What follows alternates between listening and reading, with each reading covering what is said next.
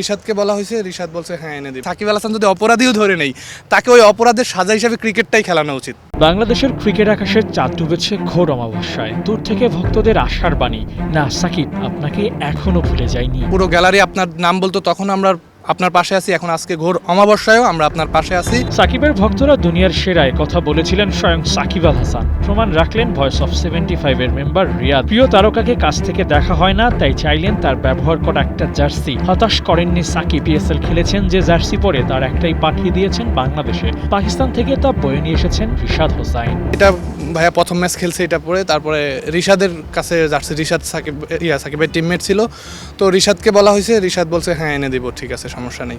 তো রিশাদ নিয়ে শরীফুলের কাছে দিছে, আমি শরীফুল থেকে নিছি আর কি। ভক্তদের জন্য সাকিব যেন আবদারের এক সীমাহীন মাঠ। সময় বুঝে চাইলে ফিরিয়ে দেন আল হাসান, বলেছেন তারই এক ভক্ত। সাকিব আল হাসান আসলে অফ ক্যামেরায় দুর্দান্ত মানুষ, যে মানুষটাকে আসলে আমরা দেখি না সচরাচর, বা সাধারণ মানুষ দেখে না। ভক্তদের সাথে সাকিব আল হাসান খুবই নমনীয়, এবং যে কোনো আবদার যে কোনো সময় করেছি, খুব ভালোভাবেই রেসপন্স পেয়েছি।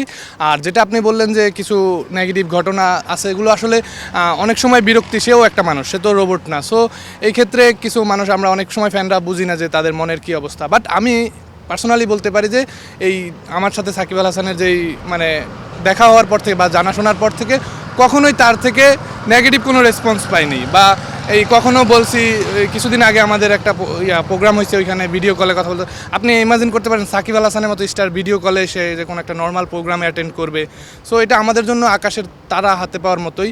সো সাকিব আল হাসানকে ওইরকমই, যেই সময় পজিটিভভাবে যে কোনো কিছুই বলা হয় উনি ভক্তদের জন্য সবসময় আন্তরিক। ক্রিকেটের মানুষ সাকিব যদি কোনো ভুল করেও থাকেন, তার জন্য যেন শাস্তিস্বরূপ শুধু ক্রিকেট খেলতে দেওয়া হয়।